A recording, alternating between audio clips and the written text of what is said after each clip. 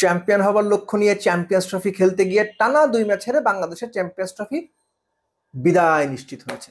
Congratulations Bangladesh team. এক ভস্য এক ছাড় 10 গুণ কবকার। ক্যাপ্টেন 70 স্ট্রাইক রেটে 77 করেছেন, দারুণ ইনিংস। জাকের আলী অনিক 81 স্ট্রাইক রেটে 55 বলে 45 করেছেন, দারুণ ইনিংস। মুশফিকুর রহিম সুইপটা খেললে তার চলেই না। মাহমুদুল্লাহ রিয়াদ এত ভালো ফর্মে আছেন, সময় মতো ডাউন দ্য উইকেট গিয়ে ঠিকই উইকেট দিয়ে এসেছেন। তাওহিদ হৃদয় লাস্ট ম্যাচে 100 করেছিলেন, 24 বলে বোধহয় 7 করেছেন। এর চাইতে জঘন্য ব্যাটিং ডিসপ্লে হইতেই পারে না, চান্সই নাই কোনো। আফগানিস্তানের চাইতে ভালো ব্যাটিং করে।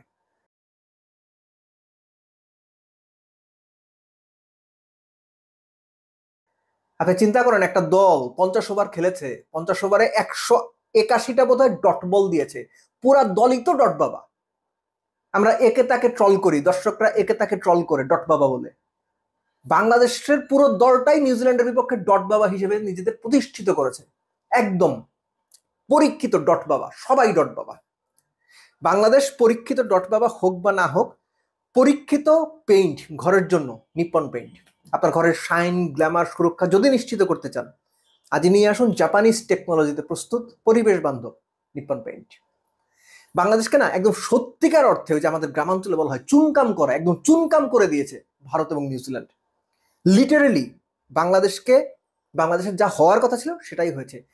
মুশফিক যে সুইপ শটটা খেললেন, এই যে 16, 17, 18 বছরের অভিজ্ঞতা, আয়নায় মুখ দেখার কথা।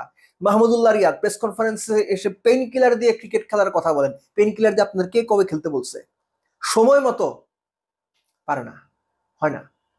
তাওহিদ হৃদয় 24 বলে 7 রানের ইনিংসটা খেলে যে মোমেন্টামটা ছিল, বাংলাদেশের শুরুটা একেবারে খারাপ হয়নি। প্রথম 10 ওভারে বোধহয় বাংলাদেশ 52 রান তুলেছিল।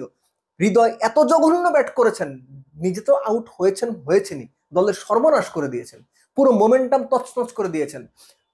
প্রথম 10 ওভারে 52, পরের 10 ওভারে বাংলাদেশ আরেকটু বেটার করবে, সেখানে রান হয় কত? 37, 1 উইকেট যায়। পরের 10 ওভারে রান হয় কত? 34, 3 উইকেট যায়। কপাল ভালো, রিশাদ শেষ বেলায় 25-26 রান করে দিছে, নইলে 200, 205 দশে বাংলাদেশ আটকা যেত।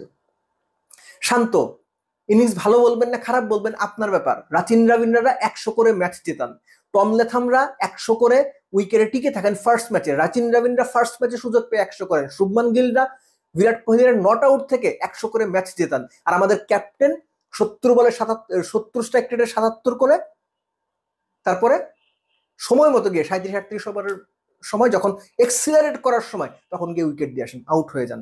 এই হচ্ছে আমাদের প্লেয়ারদের অ্যাবিলিটি, তারা যে সামর্থ্যই এতটুকু। এখন নিউজিল্যান্ডের এগেন্স্টে তারপরেও ওই রানে যে উইকেটটাকে সবাই বলছিল 320-30 রানের উইকেট, কিন্তু সেখানেও অ্যাকচুয়ালি বাংলাদেশের বোলাররা ভালো ফাইট করেছে। তাসকিন শুরুতেই উইকেট নিয়েছেন, নাহিদ রানা শুরুতেই উইকেট নিয়েছেন, 70-72 রানে 3 উইকেট চলে গিয়েছিল। বাংলাদেশের বাদবাকি বোলাররা ওই প্রেশারটা কন্টিনিউ করতে পারলে হয়তো, হোপ এগেনস্ট হোপ, যে হয়তো একটা কিছু হলেও হতে পারতো। কিন্তু ওই যে রাচিন রবীন্দ্ররা যা পারেন, আমাদের 16-17 বছর ক্রিকেট খেলা ইন্টারন্যাশনাল লেভেলে, 10-12 বছর ইন্টারন্যাশনাল লেভেলে ক্রিকেট খেলা ব্যাটসম্যানরা সেটা পারেন না। আর পারেন না বলেই তারা 230, 35, 36 করেন। আর রাচিন রবীন্দ্ররা পারেন বলেই তাসকিন, মুস্তাফিজ, নাহিদ রানাদের প্রেশার সামলে 100 করে দলকে জেতান। নিউজিল্যান্ড ডিজার্ভিং দল হিসেবে জিতেছে, এবং বাংলাদেশ বাজে দলগুলোর, সবচেয়ে বাজে দলগুলোর একটা হিসেবে টুর্নামেন্ট থেকে আগে আগে ছিটকে গেছে। এটাই বাংলাদেশ ডিজার্ভ করে, মানেন আর না মানেন, বাংলাদেশ টিমের সামর্থ্য এতটুকুই।